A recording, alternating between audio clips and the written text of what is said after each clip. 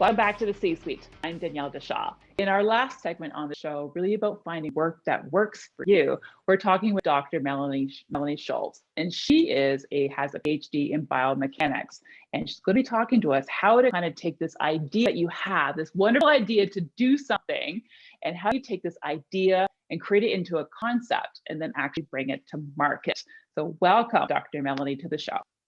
Thank you very much. Nice to be here. So you are the founder of kindestCup, and really, where did this idea for the kindestCup come from?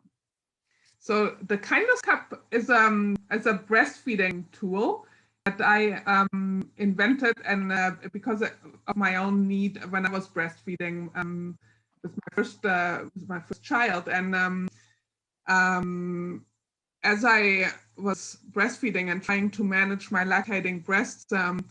I found that hand expression was a really efficient and effective way for me to manage my milk supply and remove milk for my baby if I wanted to be away for more than 2 hours and still continue our breastfeeding relationship without sacrificing my supply and so on.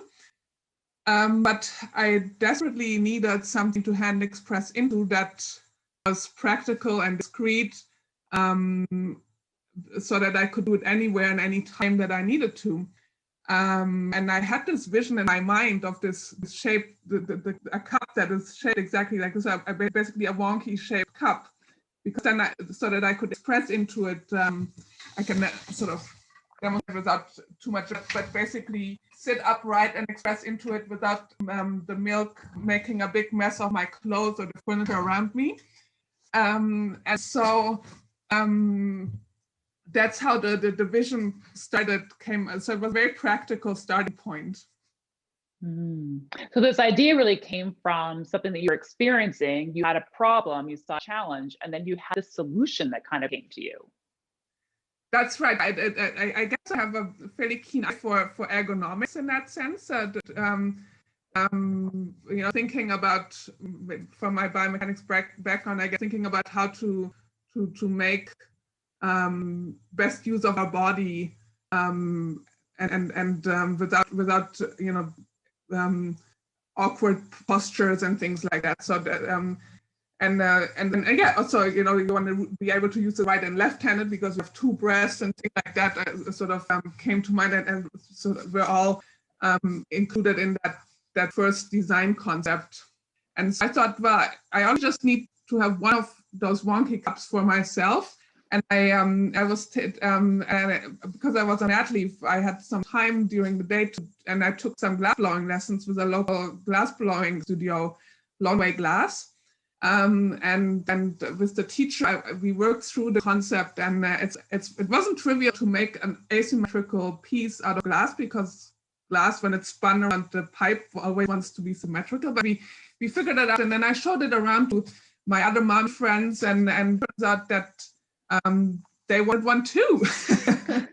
And so that's when I realized, there's probably more to it than just me. And so I had my own cup, but I was then thinking a bit further, like how could I have other moms with something similar? And so the first version of this cup was made out of glass. I then got a bit overwhelmed by the demand for the glass, because I was I took more glass blowing lessons, and I was trying to make these glass bowls for other people. Also, I had a little website to where people could order them.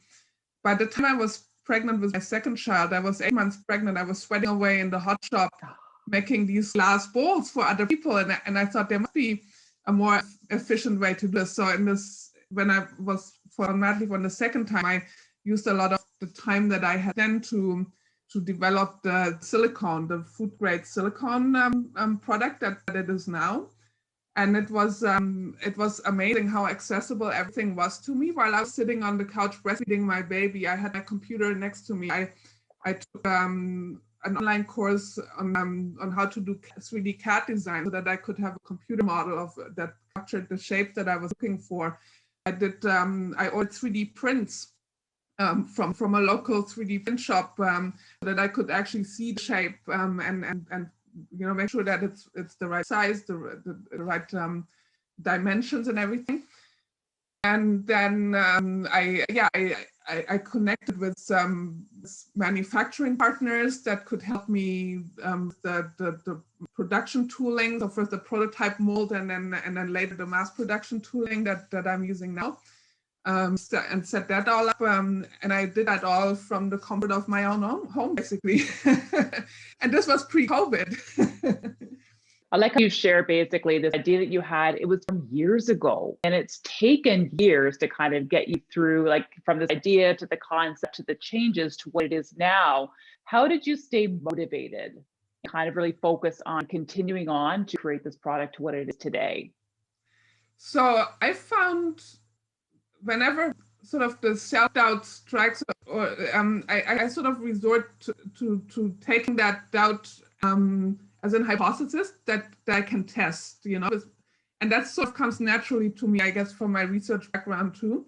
I basically take that doubt and then research the heck out of it and see if there's anything to it. And with this particular product, the more research I did, the more I became motivated, because the more I saw the importance of having something available that is an alternative to pumping, because there is research that shows that there are many women that have issues with pumping, be it inefficiency, discomfort, and so it also, hand expression itself is a very, very valuable skill that is promoted heavily by organizations such as the World Health Organization, because it's been shown that it helps women breastfeed for longer, and breastfeeding is a big deal. There's a lot of long and short-term health benefits for both the child and the woman, and so if we can,